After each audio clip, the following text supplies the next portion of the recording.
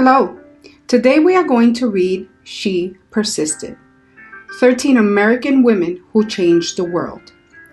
Written by Chelsea Clinton and illustrated by Alexandra Bagger.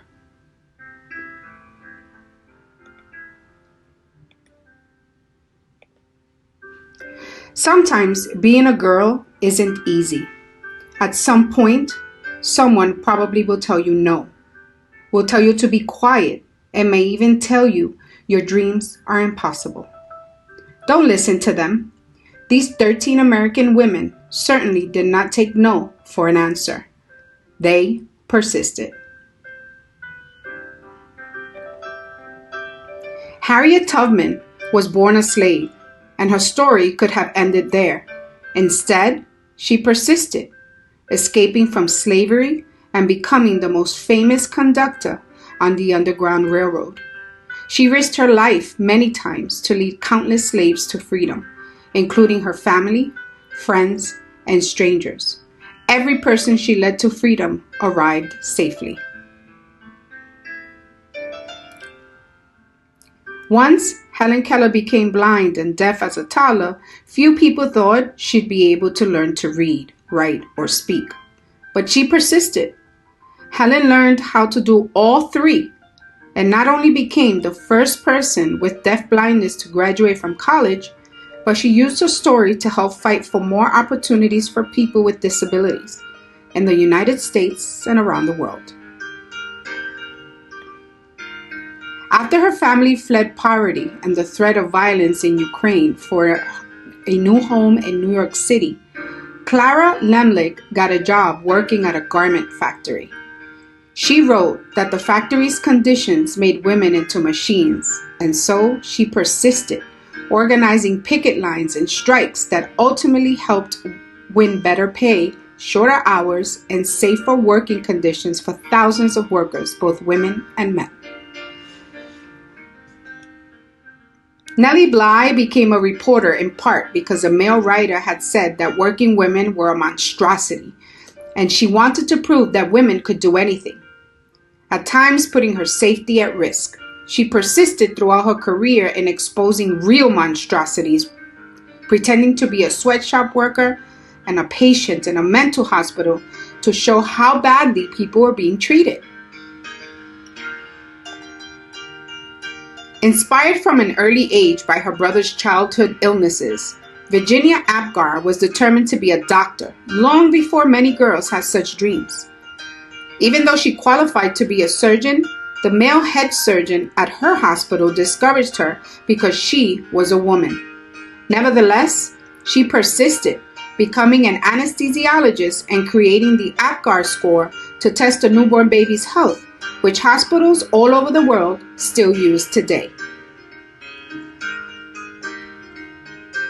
After Maria Tallchief's family moved to California, partly to support Maria's dreams of becoming a dancer, she was teased by students in school for her Native American heritage and later was encouraged to change her last name to something that sounded Russian, since many professional dancers at the time were from Russia. She persisted, ignoring all the taunting and poor advice, to become the first great American prima ballerina. As a 15-year-old riding a bus home from a school in Montgomery, Alabama, Claudette Colvin was expected to give up her seat to a white woman just because she was African American. In her refusal to get up, she persisted in taking a stand for what's right, helping to inspire Rosa Parks to make the same choice 9 months later, an act many point to as starting the modern civil rights movement. When Ruby Bridges was in kindergarten, many schools across America, particularly in the South, still refused African American students their equal right to an education. Ruby wouldn't be treated like a second-class student, and she persisted, walking for weeks past angry, hateful protesters to integrate an all-white elementary school in New Orleans. As the first woman to serve as both a U.S. representative and a U.S. senator, Margaret Chase Smith could have let that fact alone be her legacy. Instead, she persisted in championing women's rights and more opportunities for women in the military, standing up for free speech and supporting space exploration. The head of NASA once noted that we wouldn't have put a man on the moon without Margaret. Sally Ride always believed women could succeed in any math or science career. Although not everyone agreed, she persisted and she became the first American woman in space. But that wasn't enough for Sally. She traveled into space once more and then created science and engineering programs specifically for girls so she could help generations of young women achieve their dreams too, both on Earth and in outer space.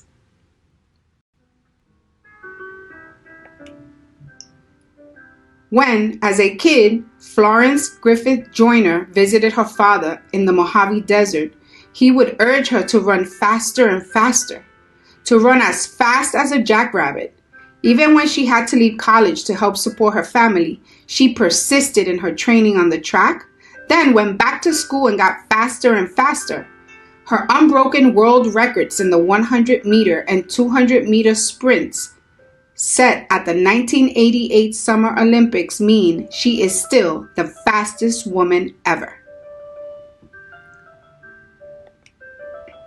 Oprah Winfrey's grandmother expected Oprah to follow in her footsteps and become a maid. Oprah knew, even as a little girl, that her dreams would take her somewhere else. She persisted in turning those dreams into her reality and became a media superstar, working in movies, books, magazines, theater, and most of all, television, where the Oprah Winfrey Show remains the highest rated talk show of all time.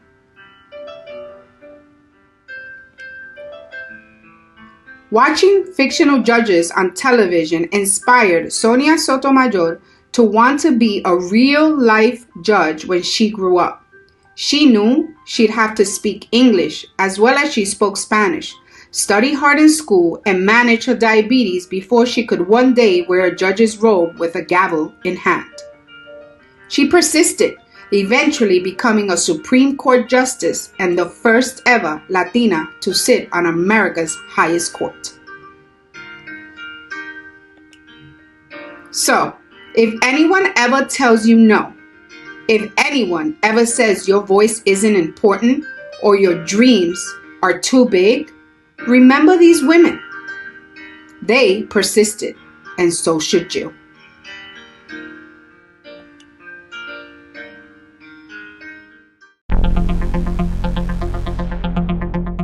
Welcome. Today we're going to be continuing with our algebra unit.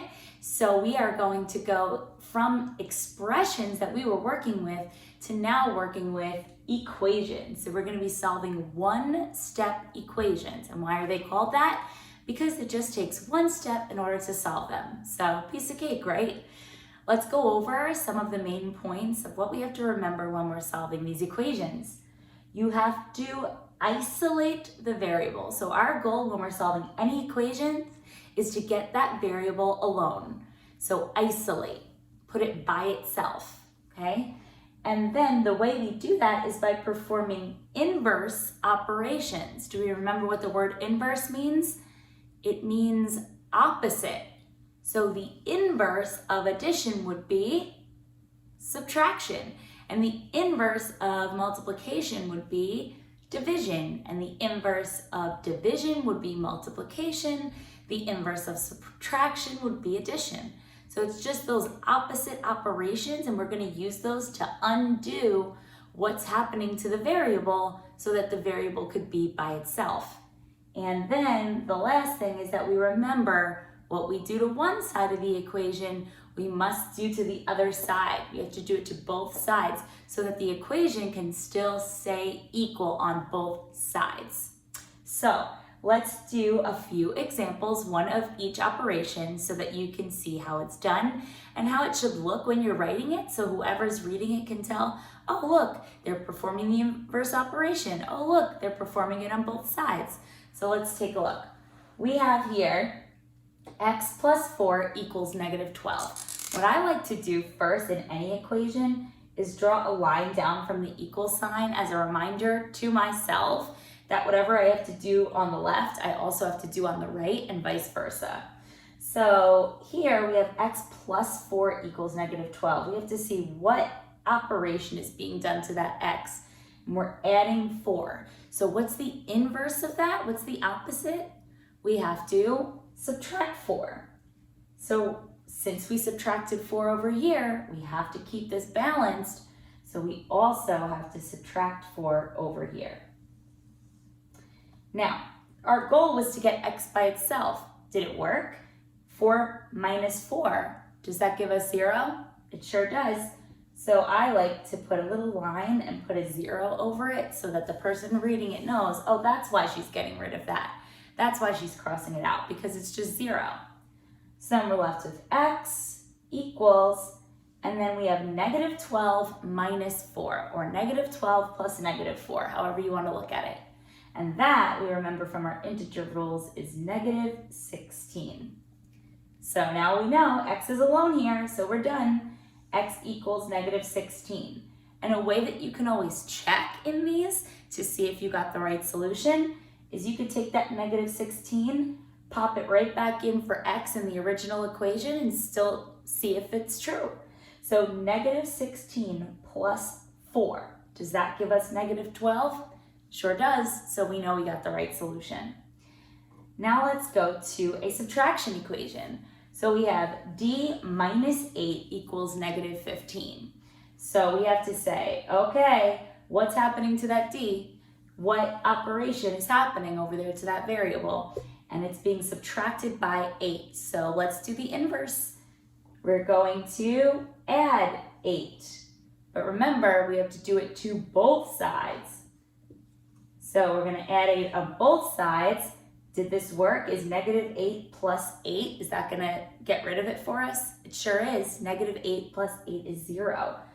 So we are going to get rid of it there. So on the left-hand side, all we're left with is d equals, and now integer rules, what's negative 15 plus 8? It is negative 7. So since d, the variable, is all by itself, we know that we are done. And let's check it mentally. So negative 7 minus 8, does that give us negative 15? It sure does, so we are correct.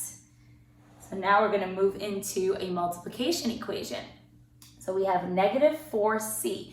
And when you have a number directly next to a variable with no operation sign in the middle, we know that that means multiplication. So if you see something here like negative 4c, that really means negative 4 times c. So what do we have to do to undo that? We have to do the inverse. What's the opposite of times? It's divide. So we are going to divide this by negative 4. And because we did it on the left, we have to do it on the right as well. So we're going to divide by negative 4. Remember that fraction bar is just another way of showing division. So what do we get here? Negative 4 divided by negative 4. So we know that anything divided by itself is 1. So we're allowed to cross this out here because 1c is the same as plain old c. So we were able to get that c alone. Now let's see what we get on the right-hand side. 44 divided by negative 4, that gives us negative 11. So since c is isolated, it's by itself, we know we're done. And we can mentally check to see if this worked. Is negative 4 times negative 11 give us positive 44? It sure does, so we are correct once again. And finally, number 4, we have f over 8 equals negative 4. Now, f over 8, we kind of just mentioned that in number 3, but let's refresh our memories. What operation is the fraction bar mean? So the fraction bar means we're dividing things into equal parts. So that is going to be division. So how do we undo dividing something by 8? We have to multiply it by 8. So the way I'm going to show that is putting the little dot. You know that the dot also means multiplication, and putting an 8 here in the numerator. And then we can see we have an 8 multiplied here, so we have to do the same thing over here. So we have 8 over 8, which we saw in number 3, when anything divided by itself is 1. So we can get rid of these 8s, whoops, and make it a 1. So we have 1f left over on the left-hand side. F equals, and then what do we get here? Negative 4 times 8, we get negative 32. So let's see, let's use our mental math and see if it worked. Is negative 32 divided by 8, does that give us negative 4? It sure does. So here is the briefest overview I can give you guys, so you're not sitting here all day watching me talk and you're using your time productively to practice. But here's an addition example, a subtraction example, a multiplication example, and a division example. So that is one-step equations. I know you've done them in 6th grade, but I wanted to refresh your memories before we moved on to more advanced kinds of equations. Let's do this. Bye, guys.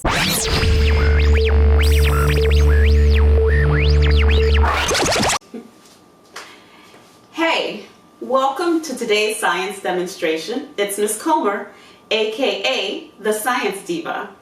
Today we'll continue our exploration of phase change with everybody's favorite treat, ice cream. For this lab, you're going to need a few things. You'll need a gallon-sized jar, which you can use a glass jar or a plastic jar. I would suggest using a plastic jar because it can get kind of heavy once you fill it up. You're also going to need salt. The ideal salt to use is rock salt or ice cream salt because it has these large granules like this. If you can't find that, then you can also use kosher salt. You can find both of these in your supermarket. You'll also need 3 Ziploc bags, 2 quart-sized bags, and 1 gallon-sized bag. You're going to need a pair of gloves and a nice absorbent towel. So that's all you'll need for your ice cream mix to create the ice cream. You're also going to need some crushed ice. So let's get started by making our actual ice cream mix. For that, you're going to need 3 simple ingredients. You need some half and half, sugar, and vanilla extract.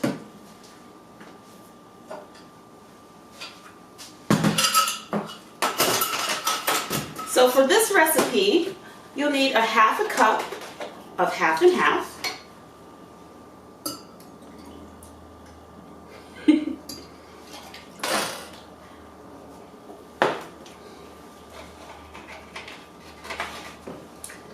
half a teaspoon of vanilla extract, oops, went a little overboard with the vanilla extract, and a tablespoon of sugar.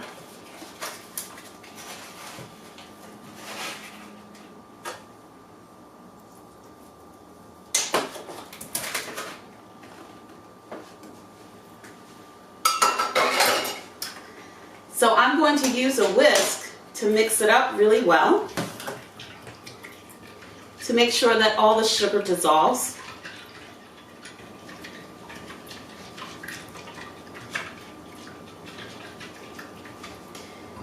And then I'm going to get my ice cream mix ready to go into our ice cream maker.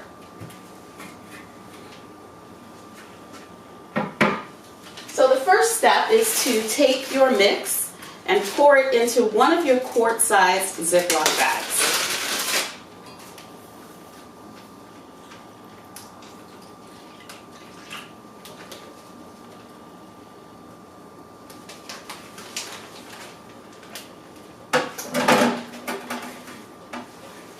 When you close the bag, you want to make sure that you get as much air out as possible. So there's a little trick. You can fill a big bowl up with water, submerge the bag into the water, and it'll actually push the air out of the bag, making it much easier to seal. So you want to make sure that that's really well sealed. And then you're going to take this bag and you're going to put it into the second bag.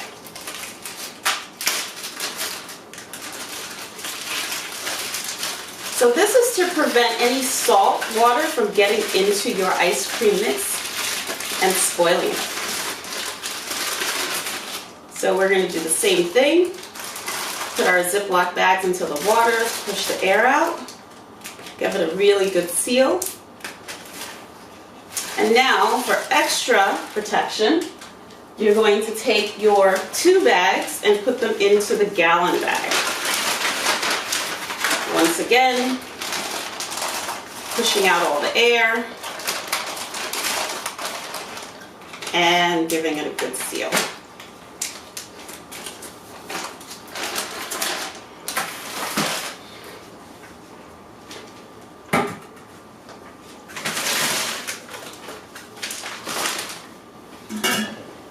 Now we're going to make our ice cream maker.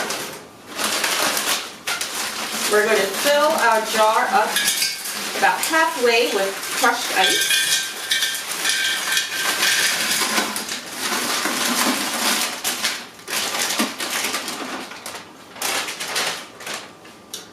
And then we're going to add about 6 tablespoons of our rock salt.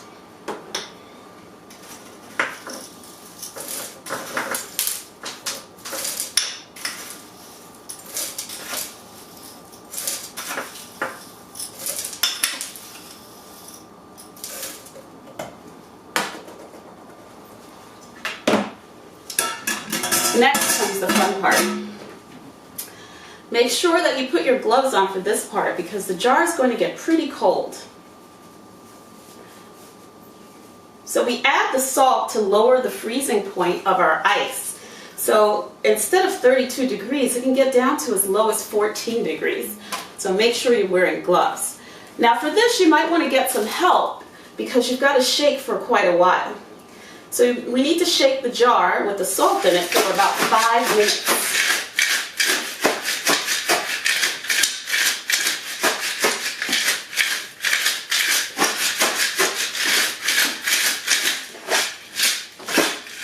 So you can shake it in any direction. If your jar is round, you can actually roll it across the table. But mine's square, so I can't do that.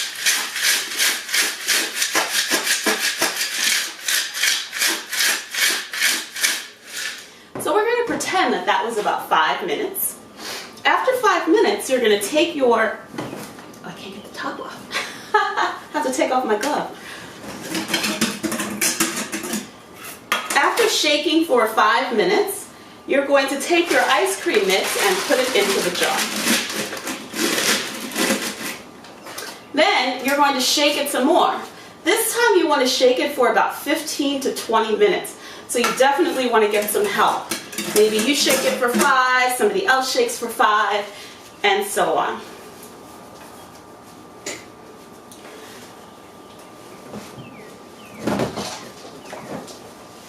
So I use the towel to prevent the jar from slipping out of my hand and also to catch any of the water that might spill out as the ice begins to melt.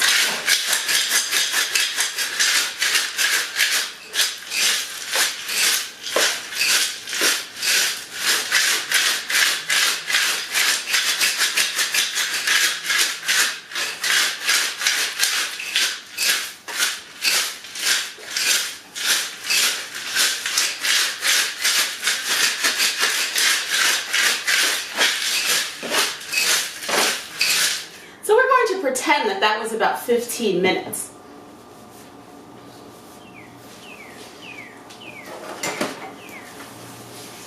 So I already have some ice cream that I prepared earlier.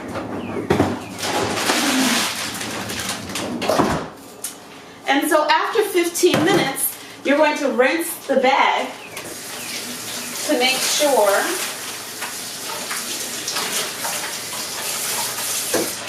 that you get the salt water off. No one wants salt in their ice cream. Well, maybe you do.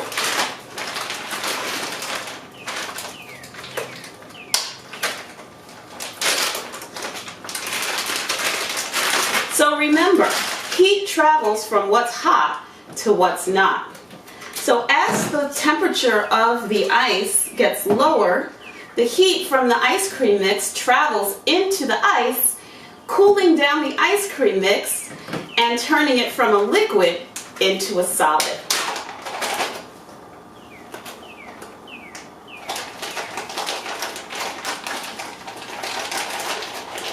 You've got to act fast because this homemade ice cream melts pretty quickly.